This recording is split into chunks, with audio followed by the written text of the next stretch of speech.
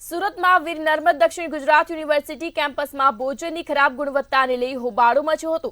આ દરમિયાન સિક્યુરિટી સાથે ઘર્ષણ પણ સર્જાયું હતું। શું છે સમગ્ર મામલો, જોઈએ આ ખાસ અહેવાલમાં। સુરતમાં વીર નર્મદ દક્ષિણ ગુજરાત યુનિવર્સિટી કેમ્પસમાં આવેલા સમરસ બોયઝ હોસ્ટેલમાં ભોજનની ખરાબ ગુણવત્તાથી કંટાળેલા 500 થી વધુ વિદ્યાર્થીઓએ રાત્રે હંગામો મચાવ્યો હતો।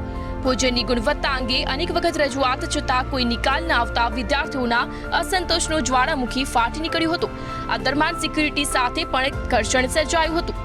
બોયઝ હોસ્ટેલમાં છેલ્લા ઘણા સમયથી ખોરાકની અશુદ્ધતા, સ્વચ્છતાની દયનીય સ્થિતિ અને વીજળીની બેદરકારી જેવી મૂળભૂત સુવિધાઓ ન મળતા ત્રસ્ત વિદ્યાર્થીઓએ મધરાત્રે બળવો કર્યો હતો। આ સાથે જ વિદ્યાર્થીઓ ધરણા પર બેઠા હતા। આ ગંભીર સમસ્યાઓ અંગે અખિલ ભારત વિદ્યાર્થી પરિષદના કાર્યકરોના નેતૃત્વ હેઠળ વિદ્યાર્થીઓએ રાત્રે 9 વાગ્યાથી મધરાત સુધી ધરણા યોજી ઉગ્ર વિરોધ નોંધાવ્યો હતો। પરિસ્થિતિને નિયંત્રણમાં લેવા હોસ્ટેલના વોર્ડન તથા સમાજ કલ્યાણ અધિકારી સ્થળ પર દોડી આવ્યા હતા, પરંતુ વિદ્યાર્થીઓએ સ્પષ્ટ ચેતવણી આપી કે જો આગામી 7 દિવસમાં સમસ્યાનો ઠોસ ઉકેલ નહીં આવે તો વધુ ઉગ્ર આંદોલન શરૂ કરાશે। આ દરમિયાન વોર્ડનને બોલાવવાની માંગ કરવામાં આવી હતી, જે દરમિયાન આવવામાં મોડું થતા સિક્યુરિટી સાથે પણ ઘર્ષણ સર્જાયું હતું। બ્યુરો રિપોર્ટ, મંતવ્ય ન્યૂઝ।